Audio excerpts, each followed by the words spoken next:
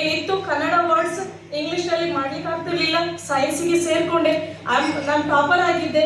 But PUC ಸೈನ್ಸಿಗೆ ಹೋದಾಗ ತುಂಬಾನೇ problem ಆಯಿತು. ವಿತಿನ್ 3 ಮಂತ್ಸಲ್ಲಿ ನಾನು ರಿಟರ್ನ್ ಬಂದೆ, ಆರ್ಟ್ಸ್ ಸ್ಟ್ರೀಮಲ್ಲಿ ಜಾಯಿನ್ ಮಾಡಿಕೊಂಡೆ. ಆಗ ನನ್ನ ತಲೆಯಲ್ಲಿ ಒಂದಿತ್ತು ಅಂದರೆ, ಸರ್ಕಾರಿ ಶಾಲೆಯಲ್ಲಿ ಒಂದು ಇಂಗ್ಲಿಷ್ ಮೀಡಿಯಂ ಬಂದಲ್ಲಿ ಅಲ್ಲಿ ತುಂಬ ಫೈನಾನ್ಷಿಯಲಿ ಯಾರು ಬ್ಯಾಕ್ವರ್ಡ್ ಇದ್ದಾರೆ ಅಂಥ ಮಕ್ಕಳಿಗೆ, ಜೊತೆಗೆ ನನ್ನಂಥ ಸೈನ್ಸ್ ಮಾಡಬೇಕು ಅನ್ನೋ ಆಸೆ ಇರುವಂಥ ಮಕ್ಕಳಿಗೆ ಒಂದು ಇಂಗ್ಲಿಷ್ ಮೀಡಿಯಂ ಸ್ಟಾರ್ಟ್ ಮಾಡಿದರೆ ಒಂದು ಗೌರ್ಮೆಂಟ್ ಸ್ಕೂಲಲ್ಲಿ ಆ ಒಂದು ಎಕ್ಸ್ಪೋಜರ್ ಹೊರಗಡೆ ಸಿಗುತ್ತೆ. ಆ ಕಾಂಪಿಟೇಟಿವ್ ವರ್ಲ್ಡಲ್ಲಿ ಮಕ್ಕಳು ಹೋಗಿ ಸೈನ್ಸನ್ನು ತೆಗೆದುಕೊಂಡು ಅವರು ಡಾಕ್ಟರ್, ಇಂಜಿನಿಯರ್ ಅಥವಾ ಏನೇ ಅವರಿಗೆ ಇಷ್ಟ ಬಂದಂಥ ಒಂದು ಫೀಲ್ಡಲ್ಲಿ ವರ್ಕ್ ಮಾಡಲಿಕ್ಕೆ ಸಾಧ್ಯ ಆಗುತ್ತೆ. ಇದು ನಾನು 10th ಆದ ಕೂಡಲೇ ನನ್ನ ತಲೆಯಲ್ಲಿ, ನಾನು PUCಯಲ್ಲಿ ರಿಟರ್ನ್ ಬಂದ ಕೂಡಲೇ ಬಂದಂಥ ಒಂದು ಮಾತು. ಸೊ ಆ ನಂತರ ನಾನು ಸರ್ವಿಸಿಗೆ ಜಾಯ್ನ್ ಆದೆ. ಸರ್ವಿಸಿಗೆ ಜಾಯ್ನ್ ಆದ ನಂತರ ಒಂದು ಸ್ಕೂಲ್, ಎರಡು ಸ್ಕೂಲ್, ನಾನು ಈಗ ನನ್ನ ಸರ್ವಿಸಲ್ಲಿ ಟೋಟಲ್ 2 ಸ್ಕೂಲ್ಸ್ ನಾನು ಸರ್ವಿಸ್ ಮಾಡಿದ್ದೇನೆ. ಫಸ್ಟ್ ಸ್ಕೂಲಲ್ಲಿ ಅಲ್ಲಿ ಒಂದು ಕಮ್ಯುನಿಟಿ, ಒಂದೇ ಒಂದು ಕಮ್ಯುನಿಟಿ ಮಾತ್ರ ಆ ಸ್ಕೂಲಲ್ಲಿ, ಸೊ ಒಂದೇ ರೀತಿಯ ಕಮ್ಯುನಿಟಿ ಇತ್ತು. ಎಜುಕೇಷನ್ಗೆ ಹೆಚ್ಚು ಏನು ಫೋಕಸ್ ಮಾಡ್ತಾ ಇರಲಿಲ್ಲ. ಅಂಥ ಟೈಮಲ್ಲಿ ನನಗೇನು ಇನ್ನೋವೇಟಿವ್ ಆಗಿ ಏನಾದರೂ ಮಾಡಲಿಕ್ಕೆ ಅವಕಾಶ ಇರಲಿಲ್ಲ. ಬಟ್ ಕ್ವಾಲಿಟಿ ಎಜುಕೇಷನ್ ಕೊಡಲಿಕ್ಕೆ ನಾನು 100% ಕೊಟ್ಟೆ ನಾನು ಮೊದಲನೇ ಸ್ಕೂಲಲ್ಲಿ. ನೆಕ್ಸ್ಟ್ ಇನ್ನೊಂದು ಸ್ಕೂಲ್ಗೆ ಬಂದೆ. ಇನ್ನೊಂದು ಸ್ಕೂಲಲ್ಲಿ ಬರುವಾಗ ಆ ಸ್ಕೂಲ್ ಬಿಲ್ಡಿಂಗ್ ತುಂಬ ದೊಡ್ಡದಿತ್ತು. 5 ಎಕರ್ ಜಾಗದಲ್ಲಿ ದೊಡ್ಡ ಗ್ರೌಂಡ್ ಇತ್ತು. ಆದರೆ ಮಕ್ಕಳ ಸಂಖ್ಯೆ, ಸ್ಟ್ರೆಂತ್, ಅದು ಎನ್ರೋಲ್ಮೆಂಟ್ ಅದು ತುಂಬ ಕಮ್ಮಿ ಇತ್ತು. 160 ಅಷ್ಟೇ ಇತ್ತು. ಸೊ ನಾನಾಗ ಹೆಡ್ ಮಿಸ್ಟ್ರೆಸ್ ಆಗಿರಲಿಲ್ಲ. ಇನ್ಚಾರ್ಜ್ ಹೆಡ್ ಮಿಸ್ಟ್ರೆಸ್ ನನ್ನ ಸೀನಿಯರ್ ಇದ್ದರು. ಸೊ ಅವರಲ್ಲಿ ಮಾತನಾಡಿದಾಗ ನಾವೇನಾದರೂ ಮಾಡಿ ಸ್ಕೂಲ್ನ ಎನ್ರೋಲ್ಮೆಂಟನ್ನು ಮೊದಲು ಹೆಚ್ಚು ಮಾಡಬೇಕು, ಮತ್ತು ಇಂಗ್ಲೀಷ್ ಮೀಡಿಯಮನ್ನು ಸ್ಟಾರ್ಟ್ ಮಾಡಬೇಕು ಅನ್ನೋದು ನಮ್ಮ ಕಾನ್ಸೆಪ್ಟ್ ಆಗಿತ್ತು. ಆ ನಂತರ ಏನಾಯಿತು, ಫಂಡ್ ಬೇಕಿತ್ತು ನಮಗೆ. ಇಂಗ್ಲೀಷ್ ಮೀಡಿಯಂ ಸ್ಟಾರ್ಟ್ ಮಾಡಬೇಕಾದ್ರೆ ಗೌರ್ಮೆಂಟ್ ಟೀಚರ್ಸ್ ಇದ್ದದ್ದು 7 ಓನ್ಲಿ 7 ಆ ಟೈಮಲ್ಲಿ. ಸೊ ಇಂಗ್ಲೀಷ್ ಬರುವಂಥ ಟೀಚರ್ಸ್ ಬೇಕಿತ್ತು. ನಾಟ್ ಓನ್ಲಿ ಕನ್ನಡದಲ್ಲಿ ಮಾತಾಡ್ತೇವೆ, ನಾನು ಇಂಗ್ಲೀಷ್ ಮೀಡಿಯಂ ಮಾಡ್ತೇನೆ, ಅದು ಸಕ್ಸಸ್ಫುಲ್ ಆಗೋದಿಲ್ಲ. ಸೊ ಆ ಕಾರಣ ಇಂಗ್ಲೀಷ್ ಬರುವ ಟೀಚರ್ಸ್ ಬೇಕಿತ್ತು. ಸೊ ಹೊರಗಿಂದ ಔಟ್ಸೋರ್ಸಲ್ಲಿ ನಾವು ಅಪಾಯಿಂಟ್ ಮಾಡ್ಕೊಳ್ಬೇಕಿತ್ತು. ಸೊ ಫೈನಾನ್ಷಿಯಲಿ ನಾವು ತುಂಬಾ ಸ್ವಲ್ಪ ಸ್ಟ್ರಾಂಗ್ ಆದರೆ ಮಾತ್ರ ಅದನ್ನು ಮಾಡಲಿಕ್ಕೆ ಸಾಧ್ಯ ಅನ್ನೋದಿತ್ತು. ಆ ಟೈಮಲ್ಲಿ ಶಿಕ್ಷಕರೆಲ್ಲರೂ ಒಟ್ಟು ಸೇರಿಕೊಂಡು ಏನು ಮಾಡಿದೆವು, ಫುಡ್ ಫೆಸ್ಟಿವಲ್ ಮಾಡಿದೆವು.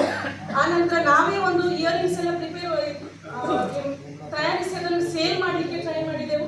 ಅದರಿಂದ ಬಂದ ಒಂದು ಸ್ವಲ್ಪ ಅಮೌಂಟಲ್ಲಿ ಮಕ್ಕಳ ಹೆಸರಿಗೆ 1000 ಫಿಕ್ಸ್ಡ್ ಡಿಪಾಸಿಟ್ ಇಟ್ಟರೆ ನಮ್ಮ ಮಕ್ಕಳು ಬರ್ತಾರೆ, ಕನ್ನಡ ಮೀಡಿಯಂಗೆ ಅಡ್ಮಿಷನ್ ಆಗ್ತದೆ ಅನ್ನೋದು ನಮ್ಮ ಕಾನ್ಸೆಪ್ಟ್ ಇತ್ತು. ಬಟ್ ಪೇರೆಂಟ್ಸ್ ಅದಕ್ಕೆ ಒಪ್ಪೋದಿಲ್ಲ. ನೀವು ಹಣ 1,000 ಅಲ್ಲ, 10,000 ಅಲ್ಲ, 1 ಲಕ್ಷ ಕೊಡ್ತೇನೆ ಹೇಳಿದ್ರು ಕೂಡ ಕನ್ನಡ ಮೀಡಿಯಂಗಿಂತ ನನ್ನ ಇಂಗ್ಲೀಷ್ ಮೀಡಿಯಂ ಇದೆ, ನನ್ನ ಮಕ್ಕಳು ಮುಂದೆ ಫ್ಯೂಚರಲ್ಲಿ ಅವ್ರು ಸಕ್ಸಸ್ ಆಗ್ತಾರೆ ಅನ್ನೋದು ಪೇರೆಂಟ್ಸಿನ ಕಾನ್ಸೆಪ್ಟ್ ಆಗಿತ್ತು. ಹಾಗಾಗಿ ಅಡ್ಮಿಷನ್ ಏನು ಕಮ್ಮಿ ಇತ್ತು. ಸೊ ಮತ್ತೆ ಏನು ಮಾಡಿದ್ದೇವೆ ಅಂತ ಹೇಳಿದ್ರೆ, ನಾವು teachers morning session before the assembly 7:45 to 9 o'clock ನಾವು ಗ್ರೂಪ್ ಆಫ್ ಟೀಚರ್ಸ್ ನಾವು ಏನು ಮಾಡ್ತಿದ್ದೆವು, ನಮ್ಮ ವಿಸಿನಿಟಿಯಲ್ಲಿ ನಮ್ಮ ಏರಿಯಾದಲ್ಲಿರೋ ಮನೆಗಳಿಗೆ ಹೋಗ್ತಿದ್ದೆವು. 1 ರೂಪಿ ಅಭಿಯಾನ, ಅಂದರೆ ಒಂದು ಫ್ಯಾಮಿಲಿ ಸ್ಕೂಲ್ಗೆ 1 ರೂಪಿ ಡೊನೇಟ್ ಮಾಡಿದರೆ ಆ ಫಂಡ್ ಏನು ಬರುತ್ತೆ ನಮಗೆ, ಅದರಲ್ಲಿ ನಮಗೆ ಬೇಕಾದಂಥ ಇನ್ಫ್ರಾಸ್ಟ್ರಕ್ಚರ್ ಇದ್ದಿರಬಹುದು, ಸ್ಕೂಲ್ ಟೀಚರ್ಸ್ ಔಟ್ಸೋರ್ಸಿಂದ ತೆಗೆದುಕೊಳ್ಬಹುದು, ಅದರ ಜೊತೆಯಲ್ಲಿ ಬೇಕಾದ ಫೆಸಿಲಿಟೀಸ್ ಏನು ಒದಗಿಸ್ಬೋದು, ಅದನ್ನೆಲ್ಲ ಮಾಡಬೇಕಂತಿದ್ದೆವು. ಸೊ ನಾವೇನು ಮಾಡ್ತಿದ್ದೆವು, ನಮ್ಮ ಹೆಡ್ ಮಿಸ್ಟ್ರೆಸ್ ಮೊದಲೊಬ್ರು ಇದ್ರು, ಅವ್ರೇನು ಮಾಡ್ತಿದ್ರು, ಸ್ಕೂಲ್ ಮ್ಯಾನೇಜ್ ಮಾಡ್ತಿದ್ರು. Assembly morning session, morning assembly, before assembly and during the assembly she used to manage all those things.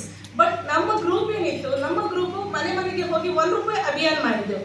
ಒಂದು family 1 rupee donation. So as A government teacher ನಾವು ತೆಗೆದುಕೊಳ್ಳಿಕ್ಕಿಲ್ಲ, that is ಅದು ಹಣ collect ಮಾಡಲಿಕ್ಕಿಲ್ಲ. So ನಾವೇನು ಮಾಡಿದ್ದೆವು, ನಮ್ಮ old ಸ್ಟೂಡೆಂಟ್ಸನ್ನು ಒಟ್ಟಿಗೆ ಕರೆದೆವು.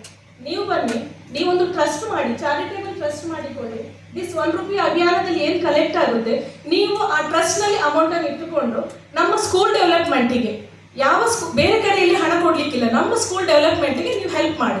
So ಅವರೆಲ್ಲ ಖುಷಿಯಲ್ಲಿ ಬಂದರು. ಓಲ್ಡ್ ಸ್ಟೂಡೆಂಟ್ ಅಸೋಸಿಯೇಷನ್ ಮಾಡಿಕೊಂಡು, ಚಾರಿಟೇಬಲ್ ಟ್ರಸ್ಟ್ ಮಾಡಿಕೊಂಡ್ರು. Totally within 15 days we have collected more than 3 lakhs rupees.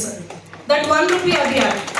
So ಎಲ್ಲರೂ ಕೂಡ 1 ರೂಪಿ ಕೇಳಿದರೆ 100 rupees ಕೊಡ್ತಾ ಇದ್ರು, 1000 rupees ಕೊಡ್ತಾ ಇದ್ರು. ಸೊ ದಟ್ ಅಮೌಂಟ್ ಏನು ಓಲ್ಡ್ ಸ್ಟೂಡೆಂಟ್ ಅಸೋಸಿಯೇಷನ್ಗೆ ಹೋಯಿತು. ಅವರು ನಮಗೆ ಬೇಕಾದ ಇನ್ಫ್ರಾಸ್ಟ್ರಕ್ಚರ್ ರೆಡಿ ಮಾಡಿ ಕೊಡಲಿಕ್ಕೆ ಶುರು ಮಾಡಿದರು. ಆ ನಂತರದಲ್ಲಿ ನಮ್ಮಲ್ಲಿ ಕ್ವಾಲಿಟಿ ಎಜುಕೇಷನ್ ಕೊಡಬೇಕಂದ್ರೆ ನಾವು ಪೆಡಗಾಜಿ ಮೇಲೆ ಜಾಸ್ತಿ ನಾವು ಕಾಂಪಿಟೆನ್ಸೀಸ್ ಮೇಲೆ ಬೆಳೆದುಕೊಂಡು, ಆಗ ಟೀಚರ್ಸನ್ನು ಅಪಾಯಿಂಟ್ ಮಾಡ್ಕೊಳ್ಳುವಾಗ ಇವನ್ ಗೌರ್ಮೆಂಟ್ ಸ್ಕೂಲಲ್ಲಿ ಹೊರಗಿನಿಂದ ವಿತೌಟ್ ಇಂಟರ್ವ್ಯೂ ನಾವು ಟೀಚರ್ಸನ್ನು ಅಪಾಯಿಂಟ್ ಮಾಡೋದಿಲ್ಲ. ಇಂಟರ್ವ್ಯೂ ಮಾಡ್ತೇವೆ, ನಮ್ಮ ಸ್ಕೂಲಿಗೆ ಏನು ಬೇಕು ಆ ಕ್ವಾಲಿಟಿ ಇರುವ ಟೀಚರ್ಸನ್ನು ತೆಗೆದುಕೊಂಡು ಅವರಿಗೆ ಇನ್ ಸರ್ವಿಸ್ ಟ್ರೈನಿಂಗನ್ನು ನಾವು ಆ್ಯಸ್ ಎ ನಾವು ಗೌರ್ಮೆಂಟ್ ಎಂಪ್ಲಾಯೀಸ್ ನಮಗೆ ಬೇಕಾದಷ್ಟು ಡಿಪಾರ್ಟ್ಮೆಂಟಿಂದ ಟ್ರೈನಿಂಗ್ ಸಿಕ್ಕಿದೆ, ಆ ಟ್ರೈನಿಂಗನ್ನು ನಾವು ಆ ಟೀಚರ್ಸಿಗೆ ಕೊಡ್ತೇವೆ. ಈ ರೀತಿಯಲ್ಲಿ ಕ್ಲಾಸ್ ರೂಮಲ್ಲಿ ಮ್ಯಾನೇಜ್ ಮಾಡಬೇಕು, ಹೀಗೆ ಮಾಡಬೇಕು ಅಂತ ಹೇಳಿ. ಆ ನಂತರ ಆ ಟೀಚರ್ಸ್ ಕೂಡ ತುಂಬಾ ಸೋರ್ಸ್ಫುಲ್ ಆಗ್ತಾರೆ. TLM ಪ್ರಿಪ್ರೇಷನ್ ಟೀಚರ್ಸೇ ಮಾಡಬೇಕು. ಮಕ್ಕಳಿಗೆ ಕೂಡ without TLM, without lesson plan, without a plan class ರೂಮಿಗೆ ಎಂಟರ್ ಮಾಡಲಿಕ್ಕಿಲ್ಲ ಟೀಚರ್ಸ್. ಅದೆಲ್ಲವನ್ನು ಮಾಡಿಕೊಂಡು ಮಕ್ಕಳನ್ನು ಟೀಚರ್ಸ್ ಓನ್ಲಿ ಫೆಸಿಲಿಟೇಟರ್ ಮಾತ್ರ ಕ್ಲಾಸ್ ರೂಮಲ್ಲಿ, ಎಲ್ಲವೂ ಕೂಡ ಮಕ್ಕಳೇ ಮಾಡಬೇಕು, ಎಲ್ಲ ಮಕ್ಕಳೇ ಮಾಡಬೇಕು. ಮಕ್ಕಳ ಆಕ್ಟಿವಿಟೀಸ್ ಮಾಡಬೇಕು. ಆ ಕಾಂಪಿಟೆನ್ಸೀಸ್ ಏನು ಬಂತು ಮಕ್ಕಳಿಂದ, ಏನು ಬೇಕು ಡಿಸೈನಬಲ್ ಕಾಂಪಿಟೆನ್ಸೀಸನ್ನು ಅವರಿಂದ ಹೊರಗೆ ತೆಗಿಬೇಕು. ಈ ಕೆಲಸವನ್ನು ಮಾಡಬೇಕು. ಸೊ ಕ್ವಾಲಿಟಿ ಕೊಡಲಿಕ್ಕೆ ಶುರು ಮಾಡಿದ್ದೆವು ಇನ್ ಆಲ್ ಫೀಲ್ಡ್. ಮಕ್ಕಳ ಕರಿಕ್ಯುಲರ್ ಆಕ್ಟಿವಿಟೀಸ್, ಅವರ ಡ್ಯಾನ್ಸ್, ಕೆಲವು ಮಕ್ಕಳು ಡ್ಯಾನ್ಸಲ್ಲಿ ಹುಷಾರಿದ್ದಾರೆ, ಸಿಂಗಿಂಗಲ್ಲಿ ಹುಷಾರಿದ್ದಾರೆ, ಕರಾಟೆ. ಸೊ ಎಲ್ಲದಕ್ಕೆ ನಾವು ಅವಕಾಶವನ್ನು ಮಾಡಿಕೊಡ್ತಾ ಬಂದ್ವಿ. ಪ್ರತಿ ಸ್ಯಾಟರ್ಡೆ ಕಾಂಪಿಟೇಷನ್ಸ್ ಮಾಡ್ತೇವೆ. ಫಾರ್ ಎಕ್ಸಾಂಪಲ್ ಒಂದು ಸ್ಯಾಟರ್ಡೆ ಸಿಂಗಿಂಗ್ ಕಾಂಪಿಟೇಷನ್. ಆ ಕಾಂಪಿಟೇಷನಲ್ಲಿ ಆ ಮಕ್ಕಳು ಯಾರು ಫಸ್ಟ್ ಸೆಕೆಂಡ್ ಬರ್ತಾರೆ ಅವರನ್ನು ನಾವು ಹೈಯರ್ ಲೆವೆಲಲ್ಲಿ ಕಾಂಪಿಟೇಷನ್ಗೆ ಕರ್ಕೊಂಡು ಹೋಗುವಂಥದ್ದು. ಫಾರ್ ಎಕ್ಸಾಂಪಲ್ ಹೇಳಿದ್ದು ಬೇರೆ ಬೇರೆ ದೆನ್ ಚಂಡೆ, ದೆನ್ ಯಕ್ಷಗಾನ ದಟ್ಸ್ ಯಕ್ಷಗಾನ, ಚಂಡೆ, then karate. So all these ಎಲ್ಲ ಟೀಚಿಂಗ್ ಜೊತೆಯಲ್ಲಿ, ಲರ್ನಿಂಗ್ ಜೊತೆಯಲ್ಲಿ ಕರಿಕ್ಯುಲರ್ ಆ್ಯಂಡ್ ಕರಿಕ್ಯುಲರ್ ಎಲ್ಲವೂ ಕೂಡ ನಾವಲ್ಲಿ ಮ್ಯಾನೇಜ್ ಮಾಡಲಿಕ್ಕೆ ಸ್ಟಾರ್ಟ್ ಮಾಡಿದೆವು. ಈಗ ಅಟ್ ಪ್ರೆಸೆಂಟಲ್ಲಿ ನಮ್ಮ ಸ್ಕೂಲ್ಗೆ ಅಡ್ಮಿಷನ್ ಬೇಕು ಅಂತ ಹೇಳಿದರೆ morning 4 or 5 o'clock they will be in a queue. Parents ಬಂದು ಕ್ಯೂ ಅಲ್ಲಿ ನಿಲ್ತಾರೆ, ಈ ಸ್ಕೂಲಲ್ಲಿ ನನಗೆ ಅಡ್ಮಿಷನ್ ಬೇಕು. ಅಡ್ಮಿಷನ್ ಸಿಗೋದಿಲ್ಲ, limited seats, because there is no enough class rooms and faculty. That's why ನಾವು ರಿಸ್ಟ್ರಿಕ್ಟ್ ಮಾಡ್ತೇವೆ ಆ ಅಡ್ಮಿಷನಿಗೆ. ಒಂದು ಕ್ಲಾಸಲ್ಲಿ ನಾವು ಮ್ಯಾಕ್ಸಿಮಮ್ 50 ಮಕ್ಕಳನ್ನು ಹಾಕ್ತೇವೆ ಅಂತ ಹೇಳಿ.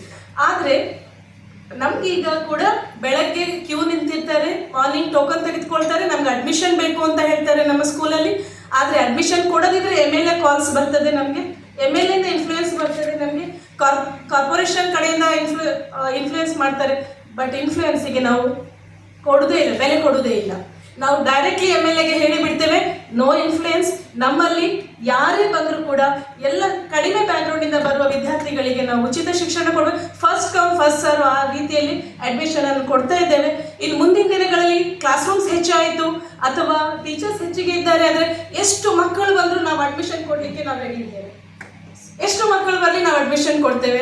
ಬಟ್ ಮ್ಯಾನೇಜ್ ಮಾಡಲಿಕ್ಕೆ ಸುಮ್ಮನೆ ಬಂದ ಎಲ್ಲ ಮಕ್ಕಳನ್ನು ಒಟ್ಟಿಗೆ ಕರ್ಕೊಳ್ಳೋದಕ್ಕಿಂತ ಕ್ವಾಲಿಟಿ ಎಜುಕೇಷನ್ ಕೊಡಬೇಕಾದ್ರೆ ನಂಬರ್ಸ್ ಕಡಿಮೆ ಇರಬೇಕು, ಅಥವಾ ನಾವು ಟೀಚರ್ಸ್ ಹೆಚ್ಚಿರಬೇಕು, ಫೆಸಿಲಿಟೀಸ್ ಅದಕ್ಕೆ ರೇಷಿಯೋ ಕರೆಕ್ಟಾಗಿ ಇರಬೇಕು, ಇಲ್ಲದಿದ್ದರೆ ಕೊಡ್ಲಿಕ್ಕೆ ಆಗೋದಿಲ್ಲ. ಸೊ ಇಷ್ಟೆಲ್ಲ ವಿಚಾರಗಳನ್ನು ಹೇಳ್ತಾ ಮಕ್ಕಳಿಗಿನ್ನು ಡಿಸಿಪ್ಲಿನ್ಗೆ ಕ್ಲಾಸ್ ರೂಮಲ್ಲಿ ಈಗ ನಮ್ಮ ರೂಲ್ಸ್ ಪ್ರಕಾರ ಹೊಡಿಲಿಕ್ಕಿಲ್ಲ, ನೋ ಪನಿಷ್ಮೆಂಟ್, ಬೈಲಿಕ್ಕಿಲ್ಲ ಮಕ್ಕಳಿಗೆ. ಸೊ ಏನು ಮಾಡ್ತೇವೆ ಅಂತ ಹೇಳಿದ್ರೆ ಅವರ ಕ್ಲಾಸ್ ರೂಮ್ ಕ್ಲೀನ್ ಮಾಡ್ಕೊಳ್ಬೇಕು. ಅವರಿಗೆ ವೈಟ್ ಫ್ಲಾಗ್ಸ್ ಅನ್ನು ಕೊಡ್ತೇವೆ, ಆ ಕ್ಲಾಸ್ ರೂಮಿಗೆ ವೈಟ್ ಫ್ಲಾಗ್ಸ್ ಅನ್ನು ಕರೆದು ಕೊಡ್ತೇವೆ. ಅಂದರೆ ಅಸೆಂಬ್ಲಿ ಟೈಮಲ್ಲಿ